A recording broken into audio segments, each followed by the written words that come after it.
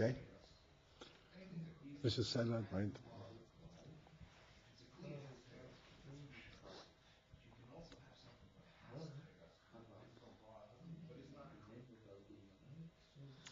All right. We will start from 5 lines from the bottom.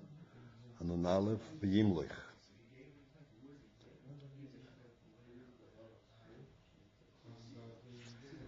That is pointing out. He says, HaYom Molech, HaYom Melech, HaYom Yimlich. Even though that Melech, and Molech, and Yimlich is a inyan from his Chalkos Azman, past, present, and future. And Hashem Havaya is l'mayla min Azman. Havaya means Hoya Hevi Yiki Echad. So how can we say Melech, Molech, and Yimlich? So he explains that the reason is, explanation of this is that through the Shem Alekim, Havaya is Nimshach in the creation, in the world, in the element of Melech, Molech, and Yimlich. Havaya itself is above its Chalkos, Asman, but to the Shem Alekim, it's brought down into Zman. And when you say it's brought down into Zman, means that it is actually recognized in Zman. Which means that in Zman, as we're going to learn now, in Zman itself, there is the sense that there is that Zman is l'mayla min Zman. The Zman itself is sense. The last part in this. That in Zman itself there is a sense of l'mayla min Zman. We're gonna learn it now. The symptom accomplished also the Havayit Melech, right? Not only Zman, but also the Havayit Melech.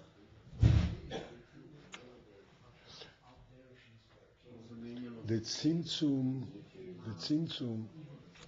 yeah,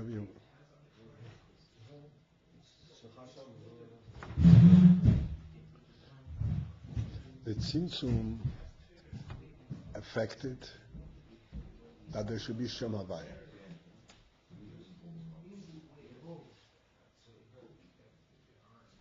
What is Shem Havaya? Shem Havaya is Hamshach, Yud Kei Vov Kei. We discuss this like that. Why don't you sit here? Why don't you sit here so I can look at both of you at the same time? What does it? He said that Havayit Gilui Gilui. Symptoms cause Gilui. Right. We discussed the other day that the Tzimtzum, the whole lineage of Tzimtzum, you today, you okay? You with us? Alert, ready to go. The lineage of Tzimtzum is that it created a Mokim Ponui. What's the concept of Mokim Ponui? We're not going to try to understand how can it be Mokim Ponui, just to understand the concept, what is meant. The concept of Mokim Ponui is similar to the Indian that a human being, when he's first born, he doesn't know anything. And then he begins to learn fresh. Everything is like new to him. And he learns, like we speak all the time, he learns, and he knows what he knows. How did I get to know this? Oh, I saw it here, I learned it here, I remembered learning it. Real knowledge by us is not just to know, but to know how I got to know it. That's knowledge, like we discuss it all the time. Even though, at the same time, it is also true that how do we learn, how do we get to know things? Because we have a neshama. Because we have Oyne Gerosen, we have Koyach HaSeichel. So it's not really new. In reality, when you learn something, you learn something very, very diligently. You labor, you work very hard to understand something.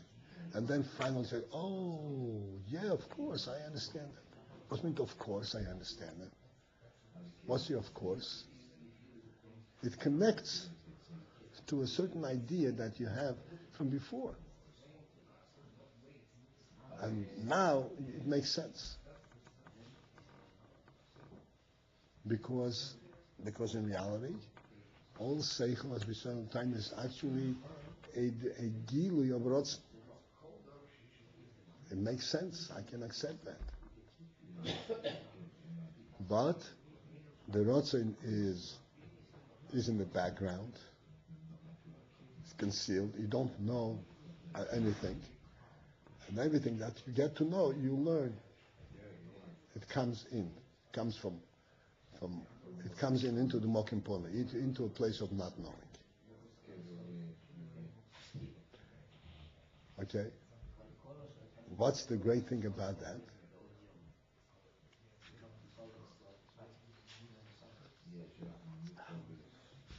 The great thing about that is that something that is bli gvul in essence, you cannot break it down into a gvul.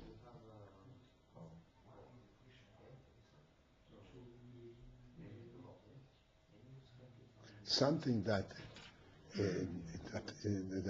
comes from bli gvul, but it comes in like to a trickle, through a line, through a seichel, then this seichel can be broken down into pieces. This is the meaning from Shem Havaya. Shem Havaya is Yud Kei Vav Kei. Yud represents Chochmah. What is Chochmah? Chochmah is the connection, the observation of the pure truth. Chochmah is not seichel yet in the full sense of the word. You can't elaborate on it. You first have to bring it into bina to be able to elaborate. But it's already in chochmah, meaning you know about it. You don't know what you know, but you know about it. The whole principle of knowing about it already lends itself, it allows itself to be broken down into pieces.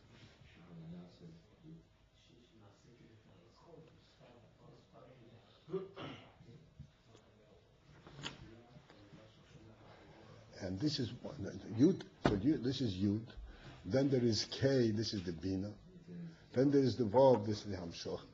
And then is the K, the second K, which is Malchus. And because of this Gilui of Shem Havaya, that it's a Gilui, but it's a Gilui in an orderly way. This allows the Shem Elokim to break it down even further and to make it into Zman Mokim, into Mitzias.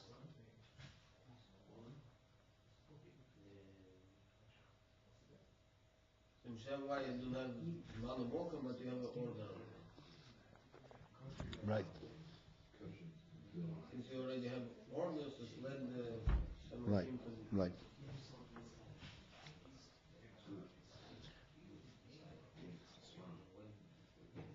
Do we have it clear? Do you want me to elaborate a little more? I'd like to give you a real tangible understanding of this.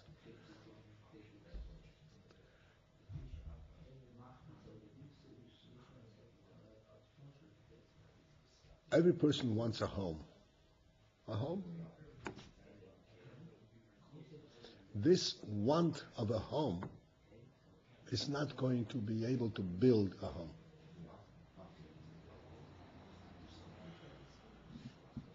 When this desire, this want, becomes a conscious knowledge, a conscious thought in his seichel, I want a home, at which point it's not just the want, the pure want of it, but there is already a design, I want a home, I know what a home is, Then you can begin to design the home.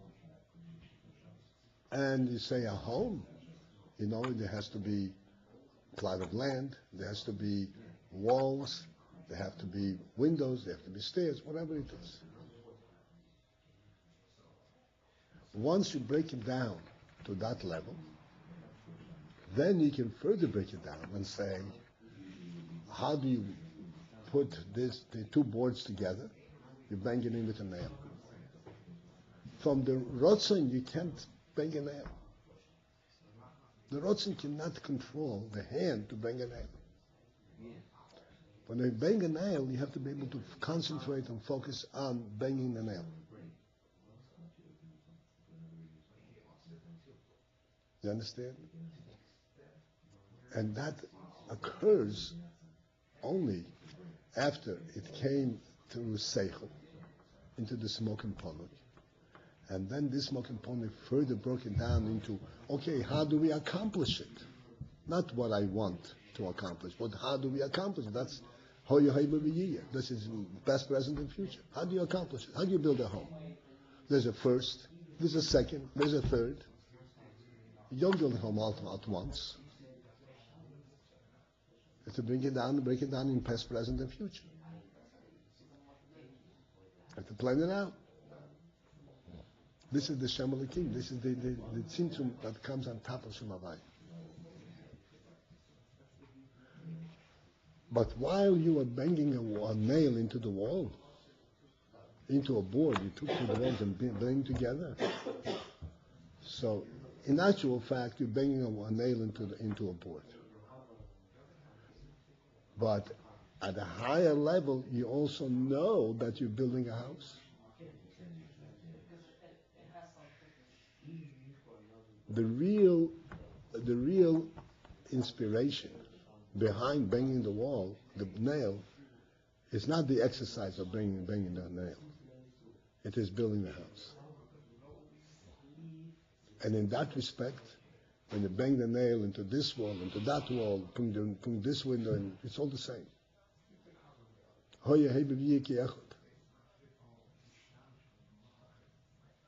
It's all the same. But in order to do it, you can't do it yet. You have to break it down.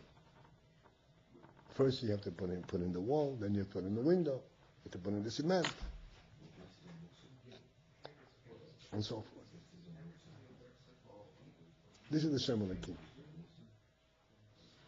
But as we said, even in the Shem Elokim, even the Zman comes down HaYom Molech, HaYom Melech, HaYom Yimech. That it's a Shem Havaya that is there throughout.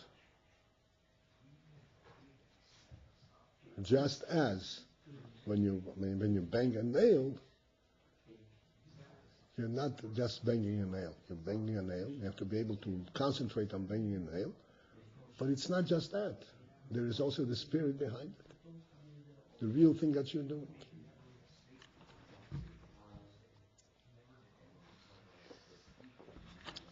Okay? You understand what I'm saying?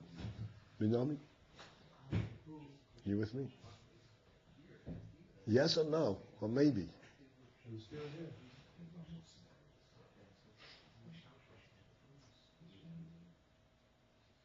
You're not into this. I know you were still here. I wouldn't ask you. I could see what Hashem. I heard the mashal. I heard it. No. The Nimshal is Havaya and Shem Elokim. So the nail is Shem Elokim. Mm-hmm.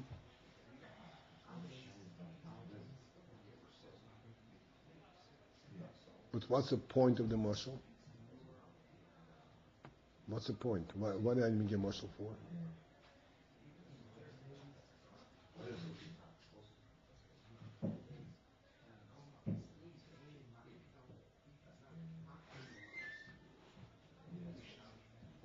What's the point?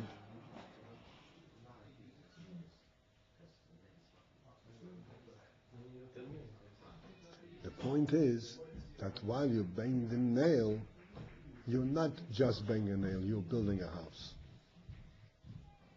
That's the Shema Havaya. That's the real thing.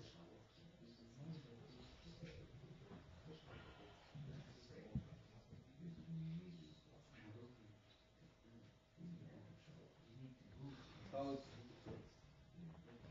it's working in the Nimshal. Mostly you want a house and you make a house. But in the Nimshal, Shemavaya or Shemavaya, it's not how by Shem Elokim you doing Shemavaya in the Nimshal.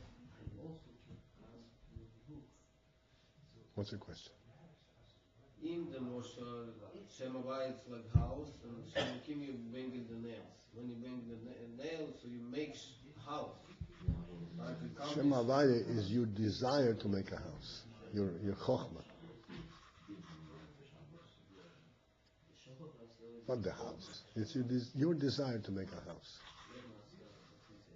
The house doesn't make itself. So in the Nimshal, what does it mean by Shem Elokim you make Shem Havaya? Shem Havaya is the idea. Is the whole house fully with the nail banging is inside of Shem Havaya. The whole idea.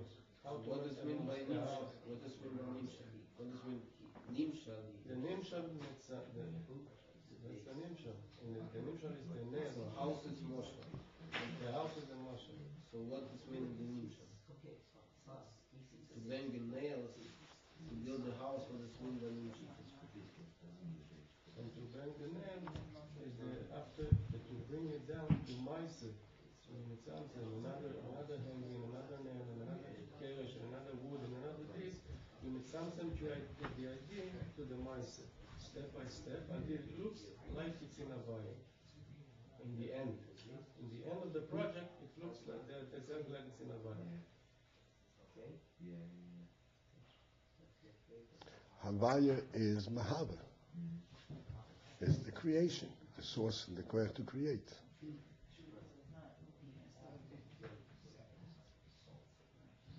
So through the Shem Elokim you reveal, you actually create from Shem Elokim.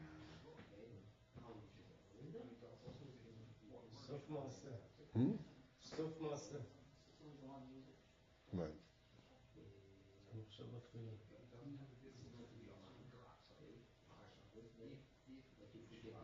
So the point which we want to bring across now is not only that Shem Havaya is the source of the Shem Elokim, but that the Shem Havaya is present in the Shem Elokim. When you say Havaya Melech, Havaya Molech, Havaya Yimlech, Havaya itself becomes past, present, past, and future.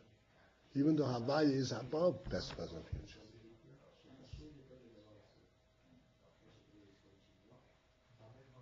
So we're saying Havaya itself is above past, present, and future, but it is present in the past, present, and future, in the level of Shem Elokim.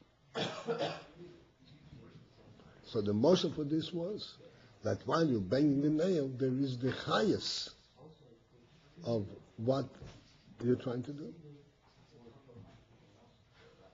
If not for that, you wouldn't have been able to do it.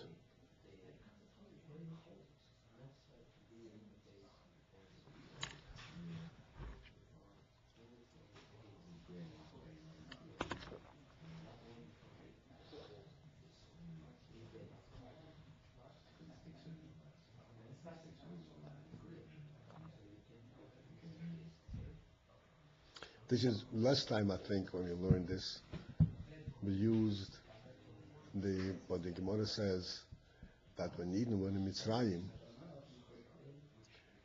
they were worked with Avodah Sperach.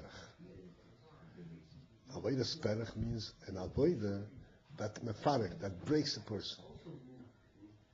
And what is the breaking of a person? What Avodah breaks a person?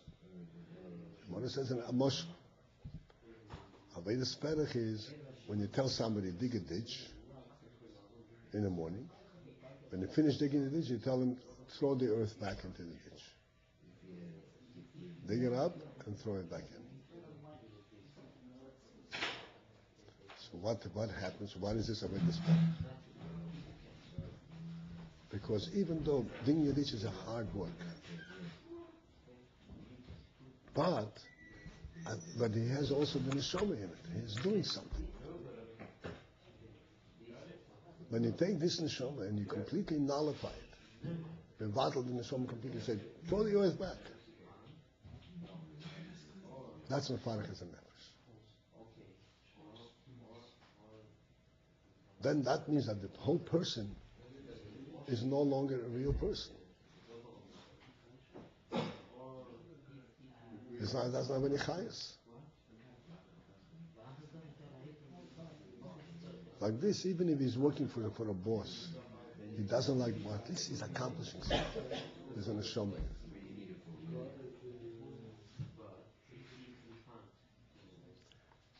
So this shows that even in the simplest work a person does, there is a neshama aspect in it. On the other hand, I wanted to ask, that really that when a person is not creating anything, by that mashal, that's the problem.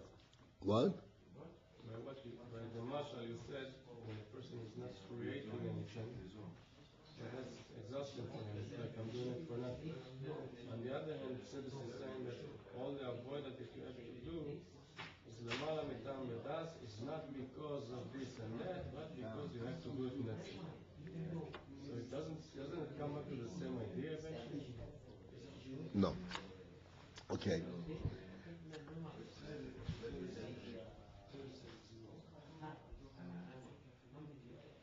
When you say, I'm doing it for this reason or for that reason, then the reason for what you're doing gives you inspiration to do it. But it is a limited inspiration. It is something that is limited to within the accomplishment of the world. Okay, so I build a beautiful house. Okay. What is the value of the house? What is the house? The house is not an infinite thing. The house is here for a certain duration of time. And then forget it. When you say that you do it because Hashem wants you to do it, then you have a real significance in this. Infinite. It's true we say just do it because you have to do it. But that's not the end of the story. It's not do it just because you have to do it. Do it because Hashem wants you to do it. And therefore you're connecting to Hashem. And Hashem is infinite. It has an infinite value. It's bigger than any reason. It's the truth of God in the world.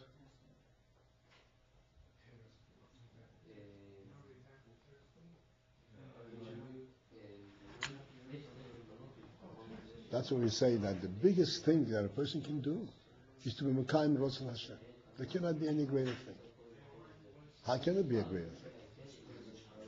Everything that he does and otherwise is benefiting something in the world. Rotzon Hashem is above world. This is the real source, the real truth.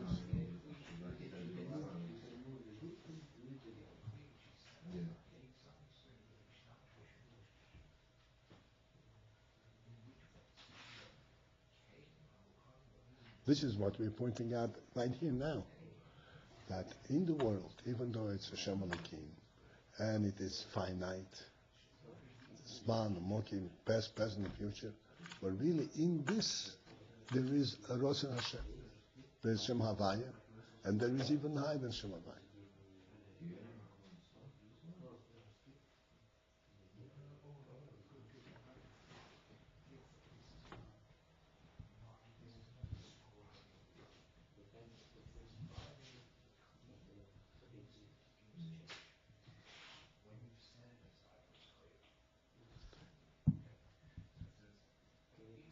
Let me give you a further motion on this. Now that we're together, okay? I want you always to be together and ask questions so you'll get involved. When you build a house, there are 3 levels of people. There is the worker who puts the boards together. There is the engineer and the architect who plan the house out, or who runs the whole show. Then there is the owner who contracted this whole thing, who ordered it.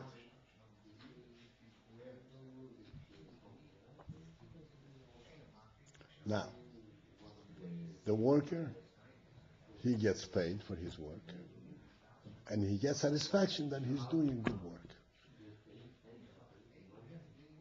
You know, oh, the cement is even, it's put perfectly together. He feels good about it.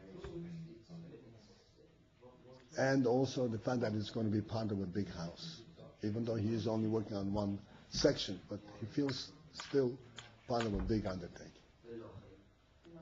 Right? The architect, he gets satisfaction way beyond that he has conceptualized such a great design, and he put it together. Who has the most, by whom is it real, a real significance, a real value?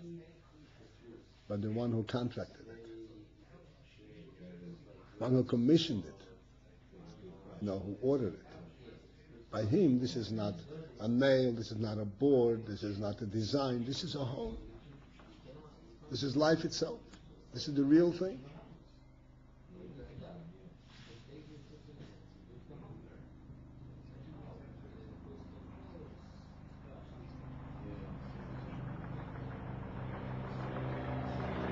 This is the similarity. You can do mitzvahs because you get rewarded. Fine. You can do mitzvahs because you are actually having an effect on the world. The next level. You can do mitzvahs because Hashem is here with you. Hashem wants it. That's a real thing.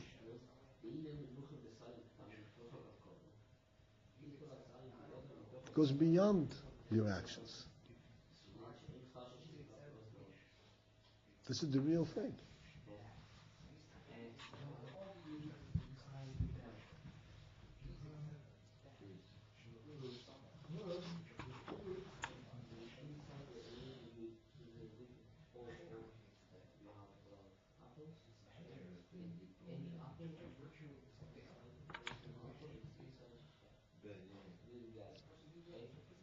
Okay?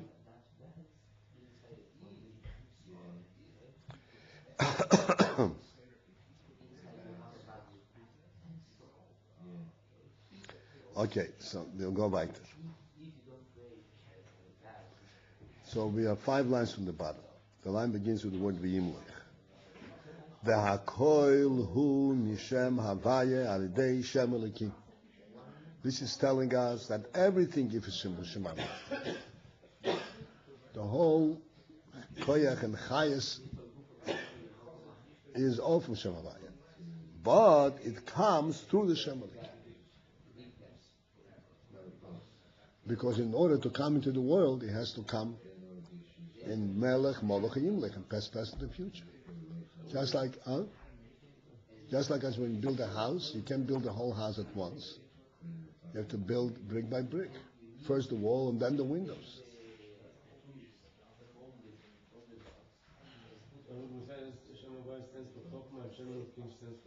No. It is some truth to that, because Bina is like the breakdown of Chokhmah. But the truth is that Chokhmah and Bina is all part of Shem Havaya. What? Boneh? No, that I don't know. This is Kabbalah.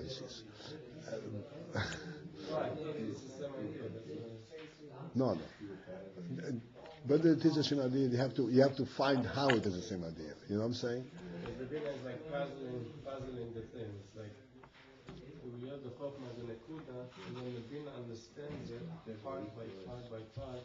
Because to explain to a person, you have to explain to his Bina. From the Chokhmah to bring out to the Bina. That's true. So it sounds right. like the same thing. No, that's still not the same thing, because, as I said, this makes it possible to go into Shem Elikim. Okay, you could say that the difference in our mashal between the Shem Havaya and Shem Elikim, Shem Havaya is the way it is in in the head of the architect. He also has the Chochmah and the Bina and so forth. And then the way it goes on the plan and it gives over to the workers. Shem Elokim is like it's in the workers' hands. According to what you tell them. Shem Elokim is like a master, right? How do you coordinate workers? You have a building site. How does anybody know what to do? There's a manager who tells them, do this, do this, do this, and watches that they all do exactly what he tells them to do. That's already outside of the chokhmah, of the idea, and outside of the bina.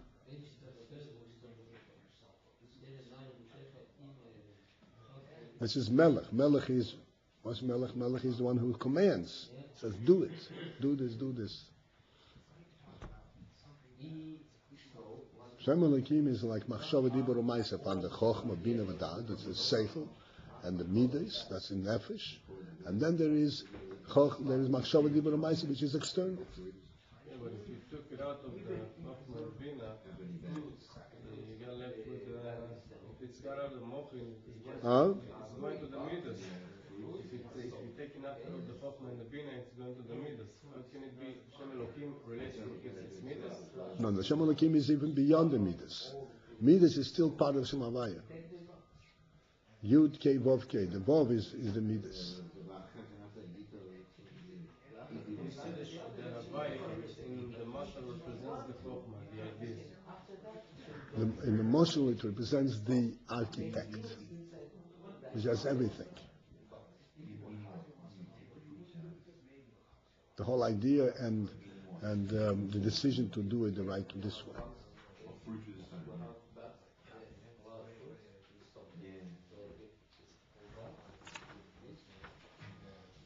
Okay?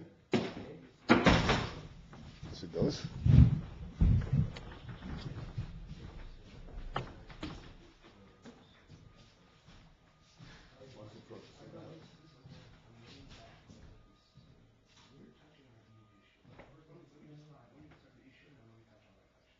Here's the answer.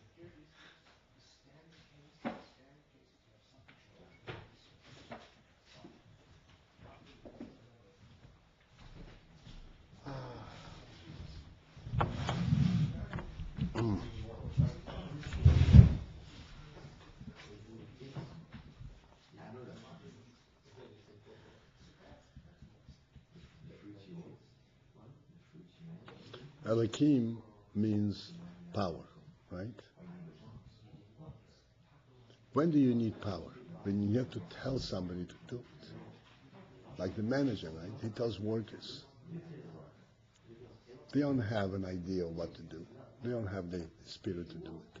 They have to be told, do this, do this, do that. It's already in Zman U'Mokan. Malchus. Okay?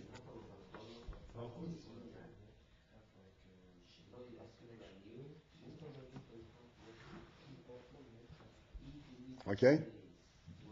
All right, wait.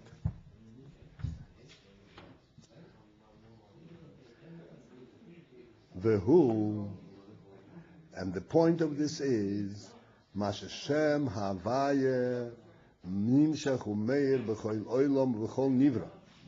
That the Shem Havaya is actually Nimshach, is brought down, and more than that, Umeir, and it actually shines, it illuminates in every world and in every creature. Lahavoisoi, to make it be, or lachachayoisoi, and to make it live.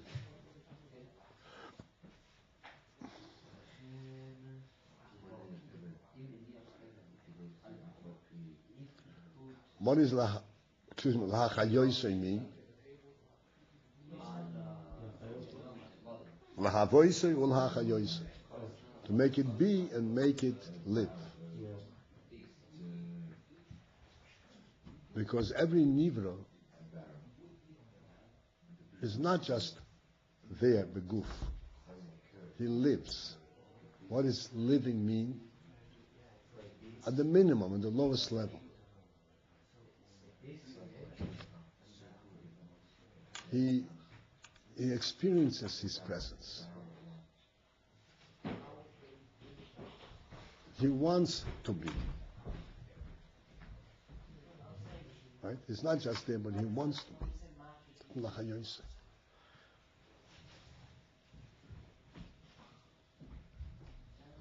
Every nivra, and a human being is at the highest level, but even like an animal also wants to be. An animal, if you want to catch it, he runs away. Why does he run away? He wants to be. There's a chayus. Huh? Plants also.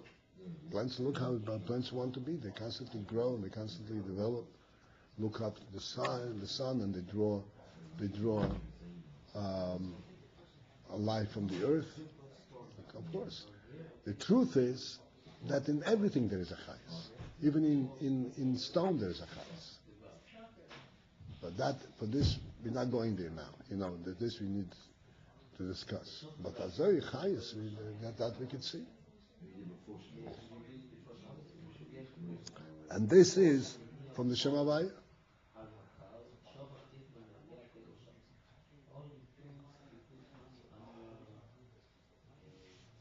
V'zehu, and that refers to hachayus. This is the life aspect. Mashakol nivro v'nivro margi shehu chay, where every nivro feels and senses that he is alive. What does this mean? And he's alive. What is the chay that he's alive?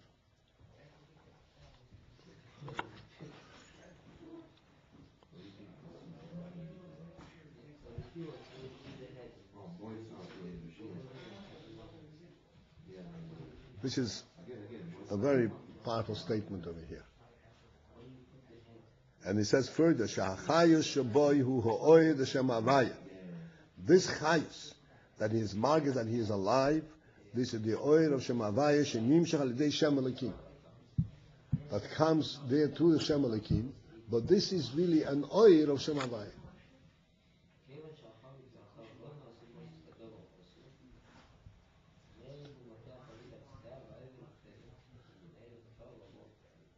So the inyan in this is like this.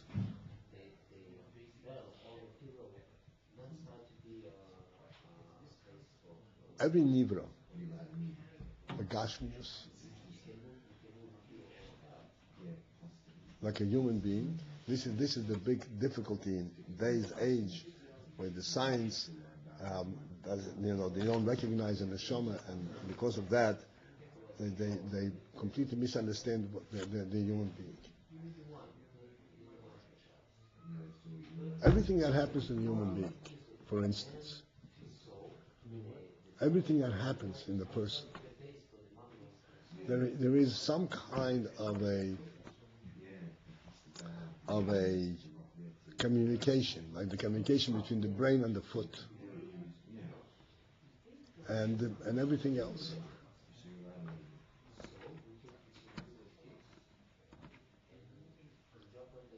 Now, the foot obeys the brain. The brain says walk, and the foot walks. And this is true regarding the whole person. Why does the foot walk when the brain tells it to walk?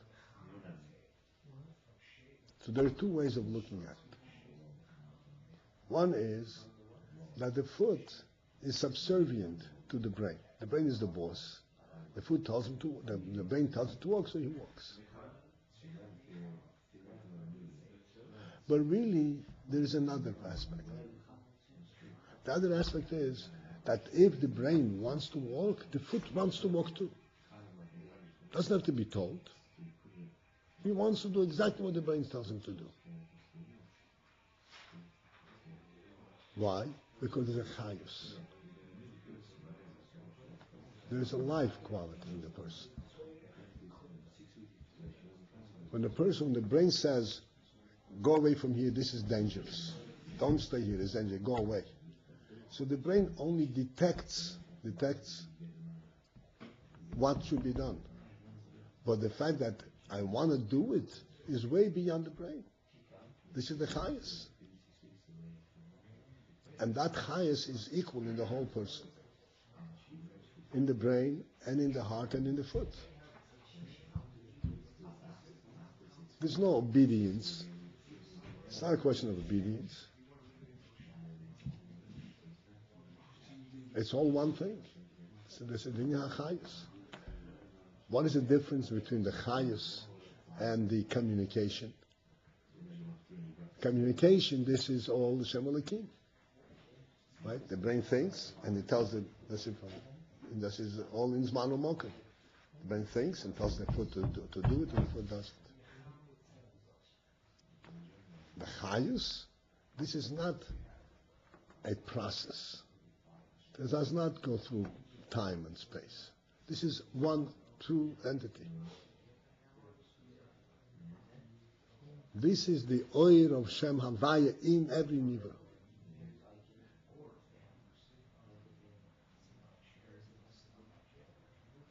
While every nivra is in fact in Gashmistic world. You with me, Yomi? Huh? Yes, why not? While every nivra is in the Gashmistic world. Which means that it is a structure put together from many pieces.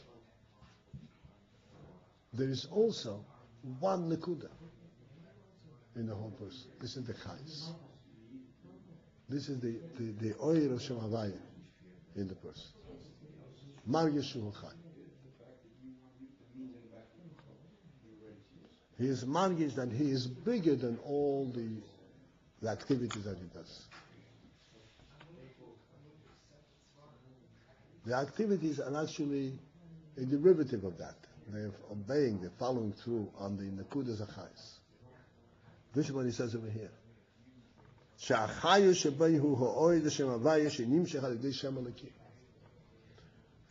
in him is actually the oil Shem Havaya, but it is nimshach through the Shem Elokim. What does it mean it's nimshach Shem Elokim? The foot does not start running until the head tells it to run. Doesn't do anything independently. There's a system. This is the Shem Elokim.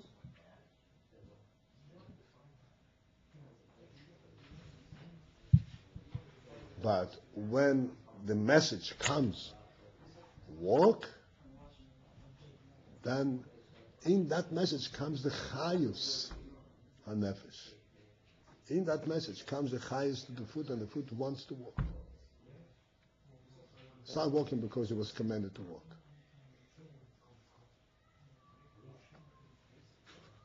So the chayus is the light what we receive from the nefesh? What? What is chayus? The chayus come from the nefesh, and they're like light which coming from the nefesh? Yeah. What's a nefesh? This is the oil for Shem Havaya.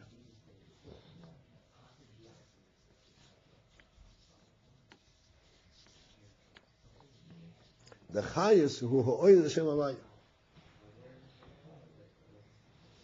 Except that if we had the oil of Shem Havaya directly without the Shem Elokim, then we wouldn't have a Gashmistic person. Now we have a Gashmistic person. There's a structure. He has the brain, the heart, the hands and the feet, everything is in order.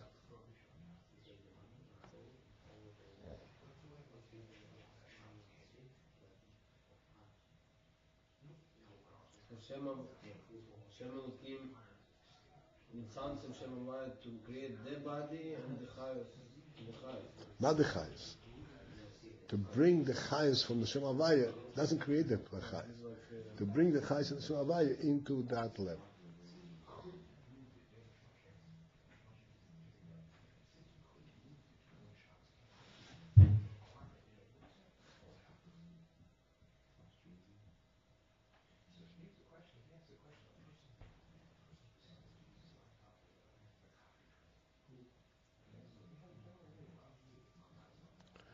K'moi b'mashpi u'mekabel hanal. This is similar to the way it is in the moshel of that we spoke about before, mashpi u'mekabel. Harei oir ha-seichel. So the mashpia gives the mekabel oir ha-seichel. This oir ha-seichel, shemiskabel u'misyashiv beha-mekabel, that is being accepted and it is misyashiv. Misyashiv means it's settled down, it becomes accepted and becomes united with the mekabel. Because the real inyan of the mashpia or mekabel is not that the mashpia says words, the mekabel can repeat the words. The mashpia or mekabel is that the mekabel ultimately relates to that seichel which the mashpia taught him, and it becomes light. It becomes oil ha-seichel. It's not just a mitzias gashmi, but it becomes a concept that he can relate to.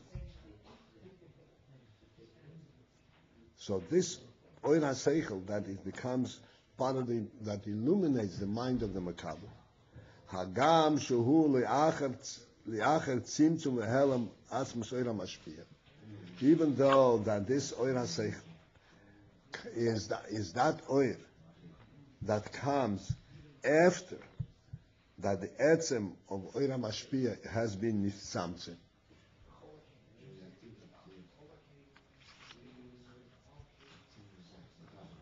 Because the mashpia does not tell the makabel the whole seichel in one nekuda the way he sees it. It breaks it down into pieces. So it becomes nisamtzim and it's brought down into a structure. Uliyacher shenislabish b'msholim. Okay, I didn't turn the page. Uliyacher shenislabish b'msholim. And then there's that seichel that comes to him is a seichel after that it was already Nun Beis. You have Nun Beis?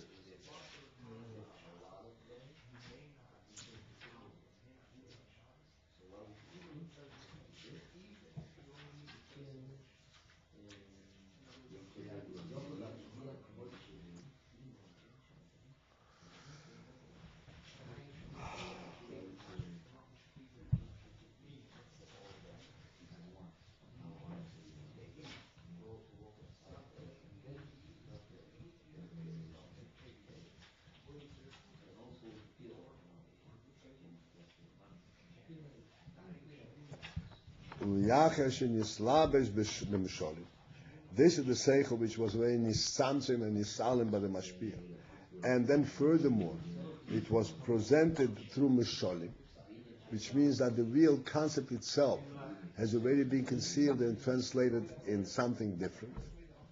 Nikol mokoim, still, harei oir seichel ha-mashpia. It's still that oil of the seichel of the mashpia meir misyashiv b'teich. What the mekabel ultimately gets, even though he gets it through various tzimtzumim, through various means, still he gets the oil seichel mashpia. And the mekabel says, "Oh, I understand." I understand means that he can really, with his nefesh, relate to it. It's not just I know. There's a difference between saying I know and I understand. I know means I know what you said, and I can repeat it. I understand means it becomes my own knowledge.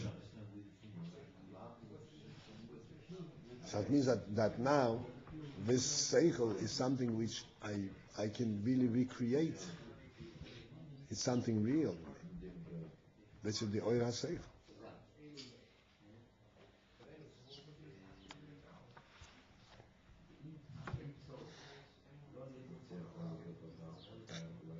So just as this is true by the mashpia or mekabel, that after all the tzimtzumim and all the misholim, there is the oil of the seichel mashpia that reaches the mekabel, and it is actually settles down and is accepted by him. K'moi kein, likewise, Ha'oir v'hachayes shebechol nivra. The oil of the chayes that's in every creature. Shemeir b'pnimiyus, that shines in its pnimiyus. What's b'pnimiyus in its pnimiyus? What is the point saying b'pnimiyus? He's actually understanding, feeling. That's right. He is actually alive. Not that he's acting as if he's alive. Like a machine. A machine does everything that you make it do. But it doesn't have a pneumius. It's not doing it on its own. It's doing it because you make it do. Mislabish b'shibim pnimiyusoi, meir b'pnimiyusoi means that it goes in its essence and it becomes independent. He knows it on his own. Lachayoisoi, to give him life. This oil chayes that's in every nivra that is in his pnimiyus, Dehu ha'oil the Shem Havai. This is mamash the oil of the Shem Havai.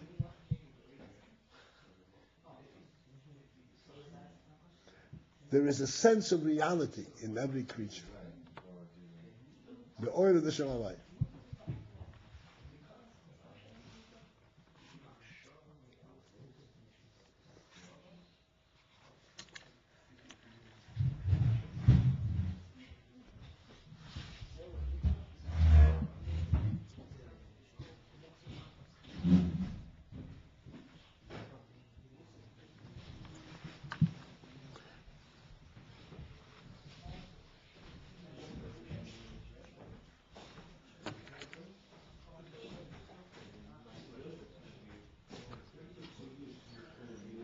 שנמשך על ידי שם אלוקים, that comes through the Shem Elokim, ומאיר מסלבש בכל נברא. And it shines and mislabish in every nivra. This is an interesting phenomenon. A person is alive. Life is not part of the body. Life is not part of the body. I mean, the boof is not a living thing. It's meat, it's flesh, bone and flesh and blood.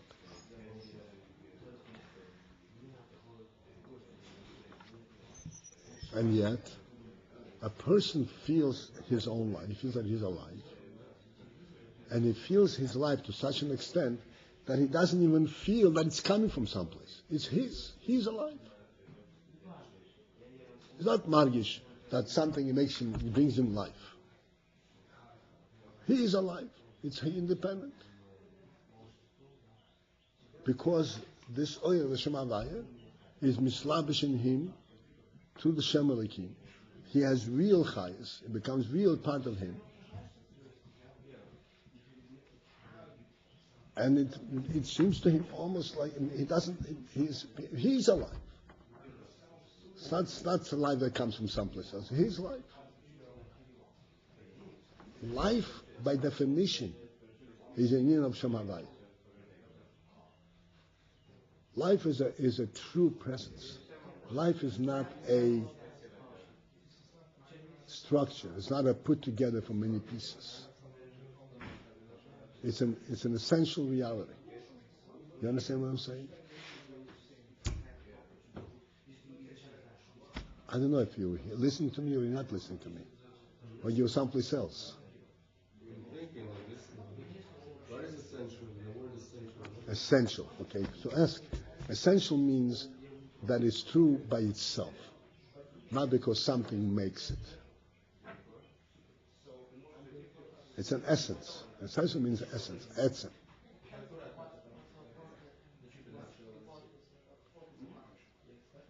This is what I'm saying. This we can see, and the person feels that he is alive. It's his. He's alive. And because of this fact that he is alive, for instance, he can live in America, He can live in Australia. He can live in Russia. He can live in Europe. He can live any place in the world. He can live on Mars. If he has the proper ingredients in the air, he can. Why? Because he is not dependent on his environment. Because his life comes with him. So, you feel that your life is coming from somewhere. If you know in the mind, it makes more sense. If you learn, then you know that it's coming from somewhere. That makes sense. But what does it mean to feel that it's coming from somewhere? How do I feel that my life is coming from somewhere else? Good. So what you're confirming is exactly what I'm saying. That will talk about how you feel, but you're confirming what I'm saying. You don't feel that it's coming from someplace else. How come you're not feeling it? I'm asking you a question. How come you're not feeling it? You look at your body. You know the body cannot live on its own. That's knowledge. What? So the body cannot live on its own, right? So how come you're not feeling this? The reason you're not feeling it is because this life becomes yours. You're not body. You are really life. You're neshama. Which means that the Shem Havaya has become part of you. More than that, and up. So, which is the essence, and the essence lives from itself. So, if you feel the essence, you feel whatever lives from itself. Because Havaya doesn't get his chayos. He has its own chayos. The Shem Havaya is the only thing that has real chayos. Yes. And the Shem Havaya is in every nivra, which is from him. But the nivra doesn't feel it. The nivra feels his own chayos. What does that tell us? Now that's important. It tells us that the nivra becomes really alive. Not that something makes him live, but he really, the chayos comes into him through the Shem Elikim. There is the Shem Havaya comes right through the Shem Elikim.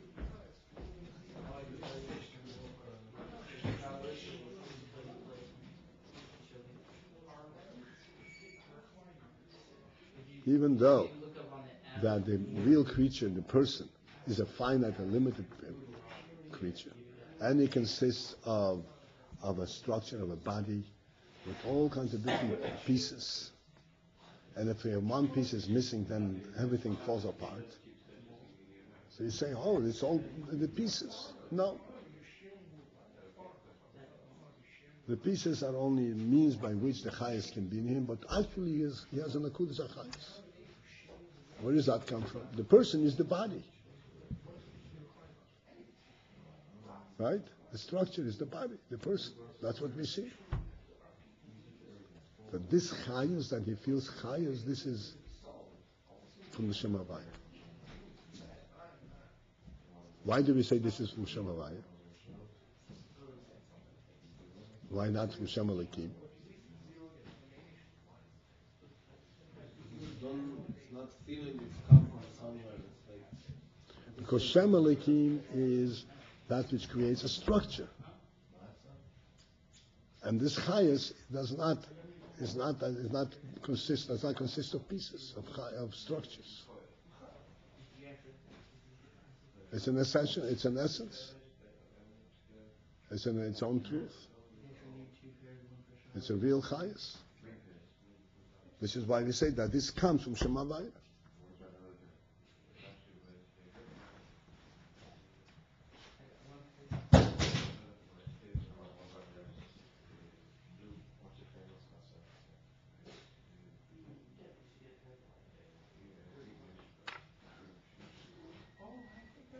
Okay?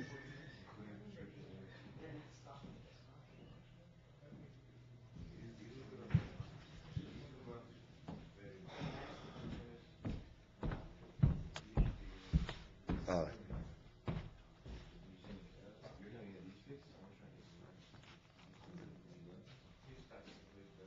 Yamin. I always don't know where you're up to. So?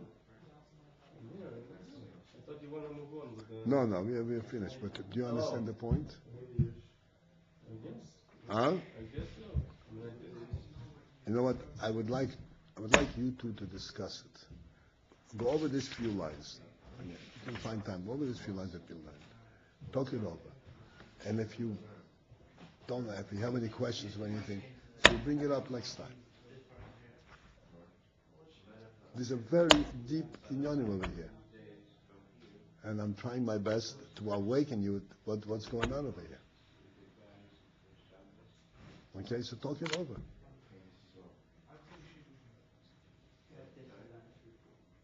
Okay?